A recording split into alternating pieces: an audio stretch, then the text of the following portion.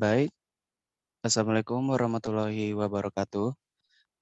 Kami dari kelompok 6 akan memaparkan, presentasi kami yang berjudul Teknik Proyeksi dan Kebijakan Perencanaan Proyek Transportasi. Sebelum dimulai, perkenalkan anggota kelompok 6, saya Muhammad Farhan Rafianto dengan NIM 180810101112.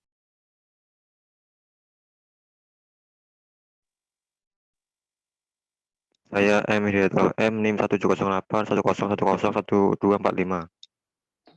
Saya Dinda Yulestari NIM 180811101048.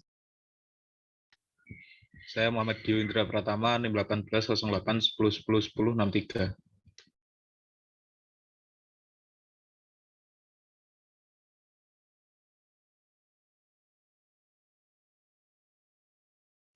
Saya Hanif Hakim Herawan dengan NIM 181088. Saya Muhammad Pascal Arif Manesha dengan NIM 1808 10 11 01.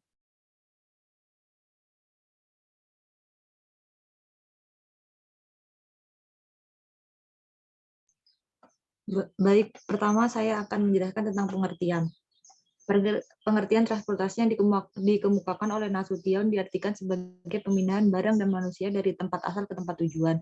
Sehingga dengan kegiatan tersebut maka terdapat 3 hal, yaitu adanya muatan yang diangkut, tersedianya kendaraan sebagai alat angkut, dan terdapatnya jalan yang dapat dilalui. Perencanaan sendiri didefinisikan sebagai cara atau kegiatan yang menelaah langkah-langkah potensial di masa depan untuk mengarahkan situasi atau sistem sesuai dengan garis yang kita inginkan. Dalam sistem transportasi, tujuan dari perencanaan adalah menyediakan fasilitas untuk pergerakan penumpang atau barang dari satu tempat ke tempat yang lain atau dari berbagai pemanfaatan lahan. Sedangkan dalam sistem pengembangan lahan, tujuan dari perencanaan adalah untuk tercapainya fungsi bangunan dan yang harus menguntungkan. Bila dari kedua tujuan tersebut seringkali menimbulkan konflik. Selanjutnya akan dijelaskan oleh rekan saya.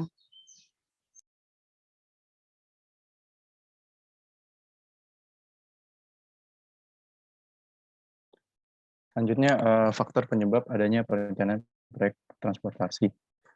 Faktor-faktor yang mempengaruhi dari perencanaan transportasi itu berupa tata guna lahan, ekonomi, sosial, budaya, teknologi transportasi, serta faktor-faktor yang lain. Dalam perencanaan kota faktor ini yang paling utama yaitu adalah faktor tata guna lahan.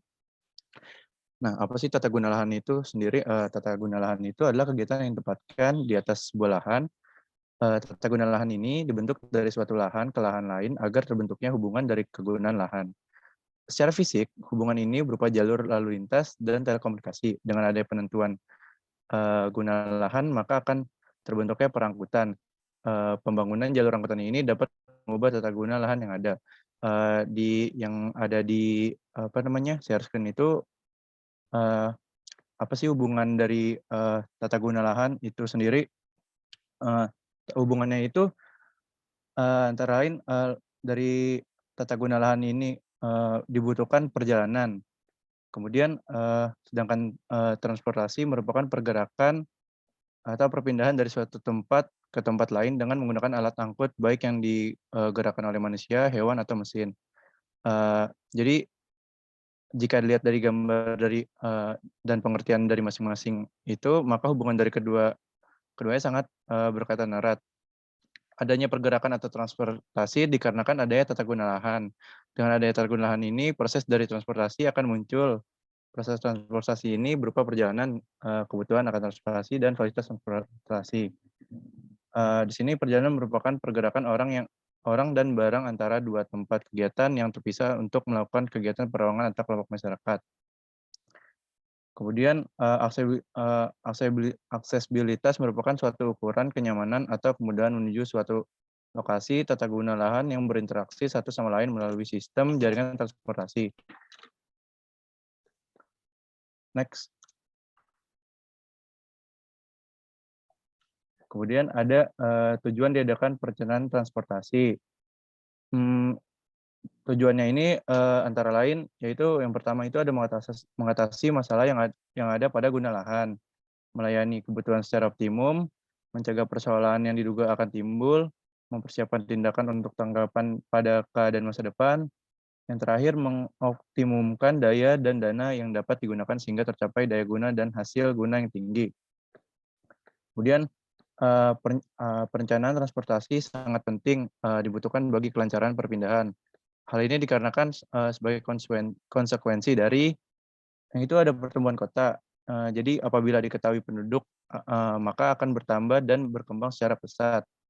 Kemudian keadaan lalu lintas. Apabila kemacetan dan kesesakan jalan meningkat dan sistem pemindahan massa tidak ekonomis lagi, itu selanjutnya perluasan kota. Di sini maksudnya apabila dikendaki perencanaan transportasi itu mempengaruhi perluasan kota. Pendapatan sarana transportasi, tata guna lahan, perjalanan perkiraan pendudukan, perkiraan tata guna lahan, perkiraan kegiatan ekonomi, perkiraan guna lahan, perkiraan bangkitan lalu lintas, perkiraan penebaran lalu lintas, perkiraan kebutuhan pelayanan, perkiraan perjalanan sistem transportasi, tata guna lahan, bangkitkan lalu lintas, penebaran lalu lintas, arus lalu lintas, persiapan rencana uji coba, saran dan bakuan evaluasi proses perencanaan. Selanjutnya akan dijelaskan oleh rekan saya. Baik, selanjutnya kebijakan perencanaan. Kebijakan perencanaan transportasi adalah membuat interaksi. Perencanaan transportasi adalah membuat interaksi menjadi mudah dan efisien dengan menetapkan kebijakan berikut.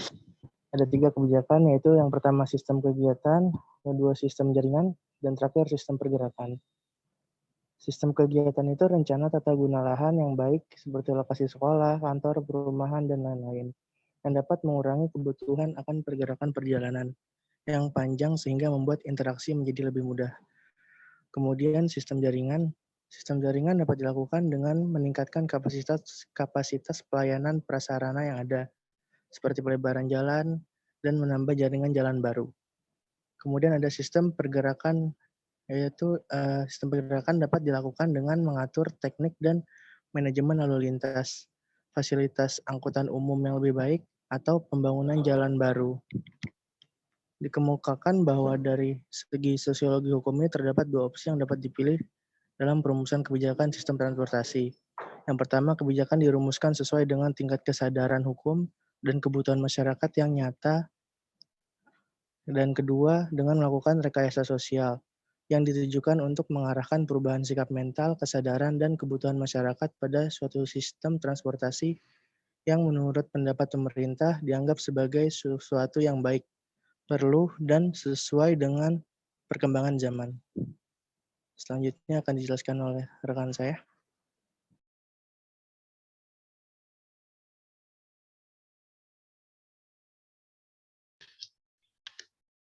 Ya, untuk dampak perencanaan akan saya jelaskan. Sistem manajemen transportasi dan tata ruang perkotaan mempengaruhi pola pergerakan manusia dan kendaraan di suatu kota, yang pada akhirnya mempengaruhi kualitas udara. Pengendalian pencemaran udara melalui peningkatan sistem transportasi terfokus pada 2 aspek, yaitu pengurangan volume kendaraan dan pengurangan volume kepadatan lalu lintas. Makin banyak volume kendaraan yang beroperasi di jalan, makin banyak pula emisi gas buang total. Di negara-negara maju, walaupun catalytic converter telah dapat mengurangi emisi gas buang per kendaraan per kilometer tempuh, jika jumlah kendaraan semakin banyak dan jarak kilometer semakin bertambah, maka jumlah emisi total tetap meningkat. Artinya sistem transportasi memegang peranan penting dalam pengendalian pencemaran udara perkotaan. Kendaraan bermotor merupakan salah satu sumber pencemaran udara yang penting di daerah perkotaan. Kondisi emisi kendaraan bermotor sangat dipengaruhi oleh kandungan bahan bakar dan kondisi pembakaran dalam mesin. Pada pembakaran sempurna, emisi paling signifikan yang dihasilkan dari kendaraan bermotor berdasarkan massa adalah gas karbon dioksida atau CO2 dan uap air. Namun, kondisi ini jarang terjadi. Hampir semua bahan bakar mengandung polutan dengan kemungkinan pengecualian bahan bakar sel hidrogen dan hidrokarbon ringan seperti metana. Polutan yang dihasilkan kendaraan bermotor yang menggunakan BBM antara lain CO, HC, SO2, NO2, dan partikulat. Next.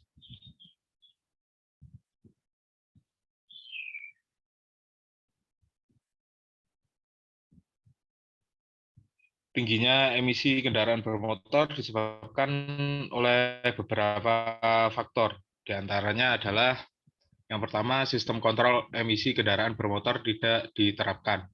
Yang kedua, pengujian kendaraan bermotor PKB berkala untuk kendaraan umum tidak berjalan efektif. Pemeriksaan emisi kendaraan di jalan sebagai bagian dari penegakan hukum terkait dengan pemenuhan persyaratan kelaikan jalan belum diterapkan.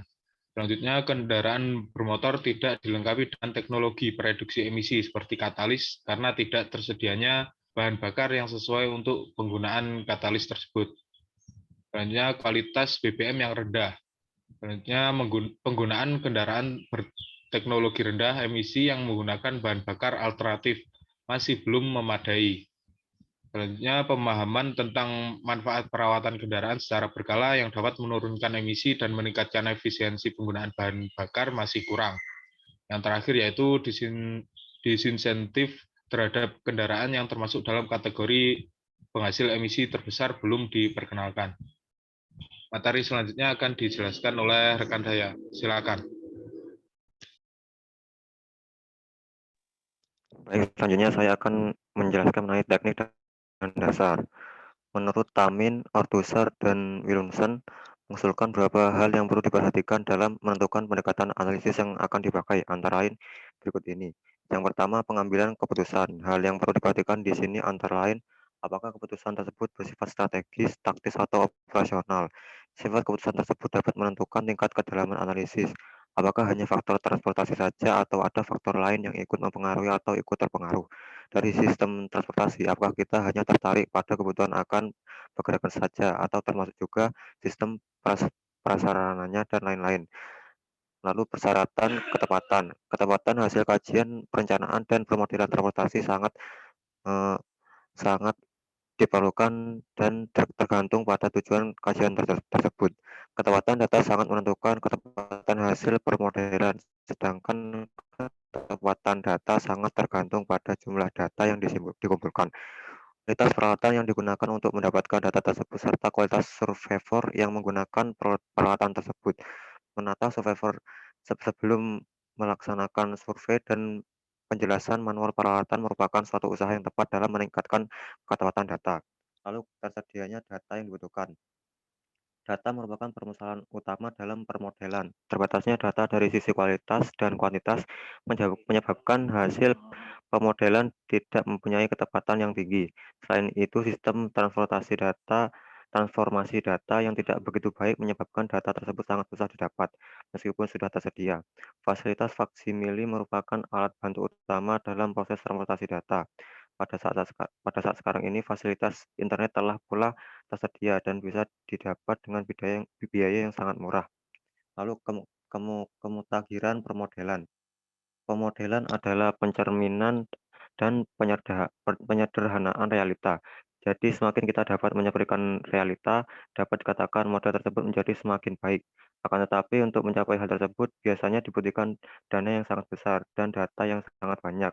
Karena keterbatasan biaya dan waktu, kemampuan memilih model yang tepat sangat dibutuhkan, yang harus sesuai dengan situasi dan kondisi tertentu.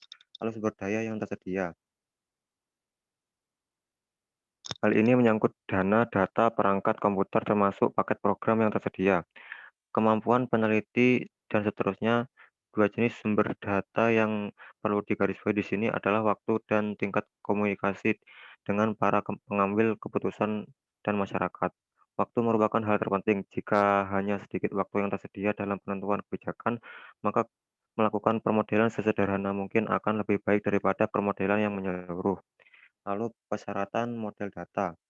Yang dimaksud di sini bukanlah mengenai teknologi atau perangkat namun untuk memproses data, melainkan bagaimana SDM atau manusia dapat mengumpulkan, mengkodifikasi, memasukkan data, menjalankan program, dan menafsirkan keluaran dari program tersebut.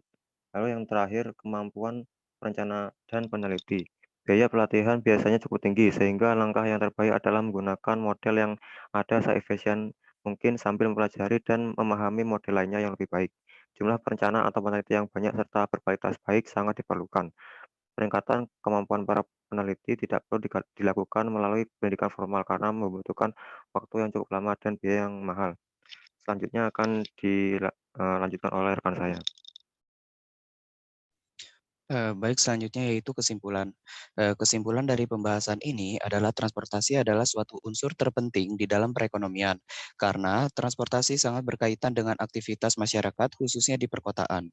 Tanpa adanya transportasi, maka aktivitas atau kegiatan masyarakat menjadi terganggu. Setiap kegiatan yang bersangkutan dengan masyarakat atau perekonomian suatu negara memiliki tujuan. Tujuan dari perencanaan transportasi ini adalah menyediakan fasilitas untuk pergerakan penumpang atau barang dari satu tempat ke tempat lain atau dari berbagai pemanfaatan lahan. Dengan adanya transportasi ini, juga kegiatan masyarakat bisa terlaksanakan dengan cepat, tepat, dan efisien. Adanya tujuan dari transportasi memiliki dampak tidak hanya dampak positif, melainkan dampak negatif. Dampak positif dari perencanaan transportasi ini adalah memberikan hal yang bermanfaat bagi pengguna atau masyarakat, akan tetapi memiliki dampak negatif seperti emisi gas buang yang semakin meningkat, kepadatan, dan dampak lainnya yang disebabkan oleh transportasi. Dengan ini dibuatlah kebijakan-kebijakan untuk meminimalisir dampak buruk dari perencanaan transportasi seperti pengendalian emisi gas buang. Salah satu contoh pengendalian emisi gas buang berada di negara Singapura, yang di mana negara tersebut memberikan dan meningkatkan fasilitas transportasi umum, serta memberi pajak yang besar untuk kendaraan pribadi dimulai dari sepeda motor dan kendaraan pribadi lainnya. Dengan harga kendaraan pribadi yang mahal, masyarakat Singapura lebih memilih untuk menggunakan transportasi umum yang sudah disediakan. Apalagi transportasi yang disediakan memberikan kemudahan masyarakat untuk melaksanakan kegiatannya. Mungkin sekian dari presentasi kelompok kami, kurang lebihnya mohon maaf. Assalamualaikum warahmatullahi wabarakatuh.